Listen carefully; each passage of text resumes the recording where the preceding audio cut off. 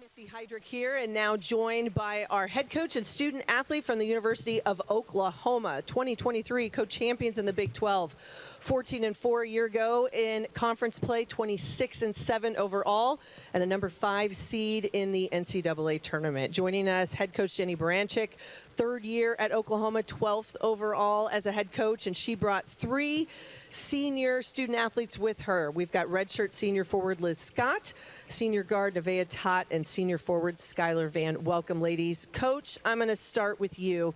You were one of the lucky ones last year. You came with a group of super seniors. There's a couple other coaches that have that with here in Kansas City. But you also have this core group that returns, that shared a Big 12 regular season title. You're going to blend them with a lot of new faces. How key is the continuity for your program having that kind of experience, both on and off the floor?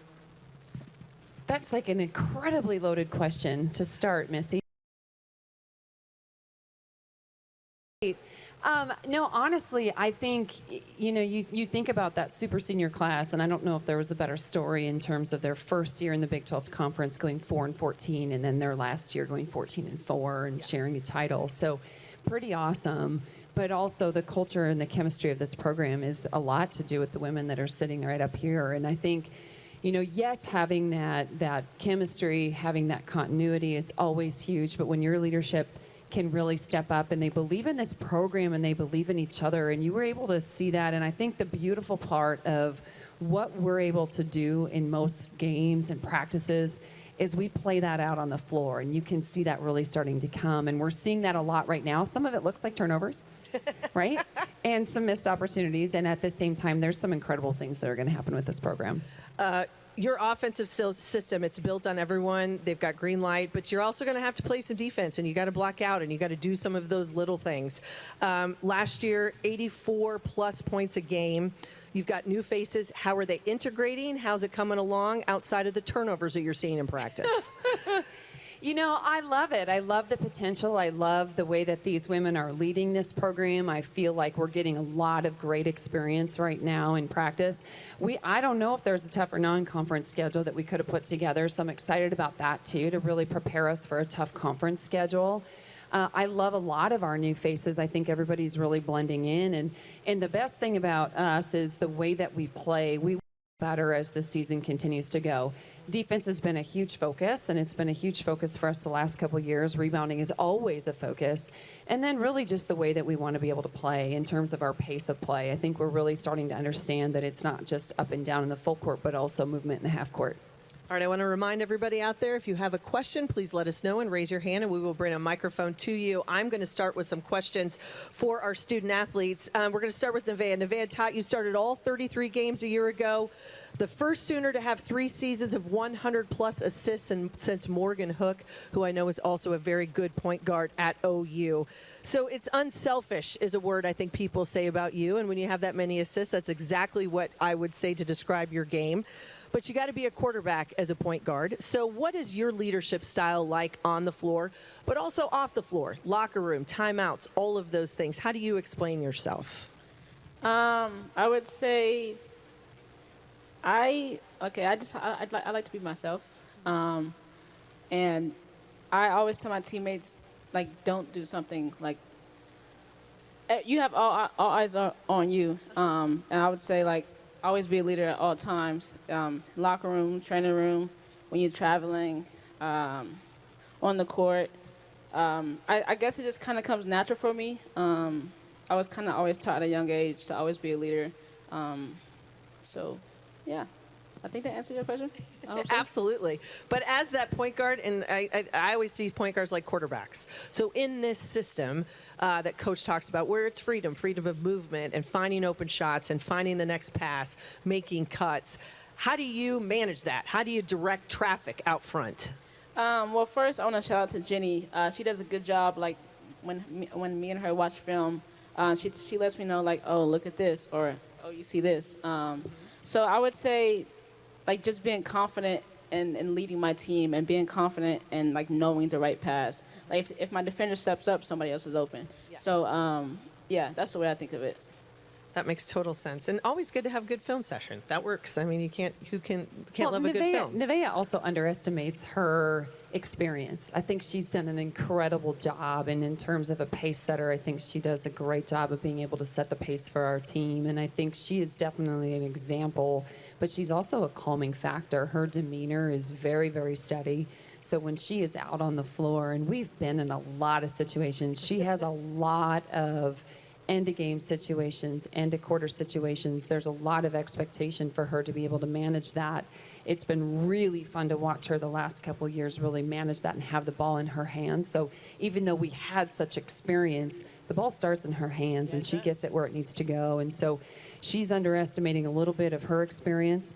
But I don't know if there's a better point guard. I love coaching Nevaeh. Well, I was going to say, it sounds to me like you've got the endorsement here and that you're going to have the ball in your hands pretty much all season. So all those starts, again, I think they're coming.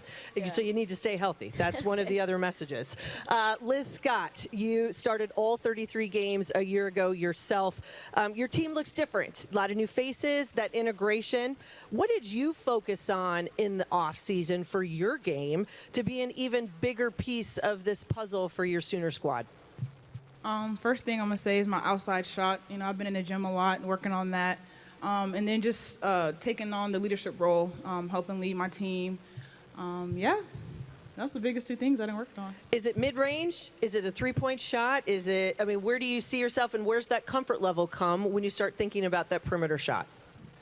Mid-range, I would say I'm about a foot from the three-point line. I'm gonna get there though. Okay. But just my confidence comes from just shooting. I mean, once you shoot it, like it just feels like practice in a game. You know, you just keep the repetition and all that. So yeah, I'm gonna be at the three-point line soon though. Okay, I would say don't be in no man's land. Don't be in no man's land. I feel the same exact way. But no, she has really done a great job of being able to extend her range. But I love the way that she's worked, and her leadership has really stepped up as well. And so it's really been incredible to watch these women really step up in this kind of capacity and to be able to work and fall in love with the process. And that's Liz. I mean, you talk about somebody that's in the gym that is working on her game. It's not, I make 5 here and it's fancy and then I move on. It is grinding out every possession and being able to work on good old-fashioned finishing layups. You know, that's not something that a lot of people want to go in and work on, and she has worked and worked and worked and worked. And therefore, her team, it's not just she's working on her leadership skills. Her team's looking at her, and that's been pretty cool.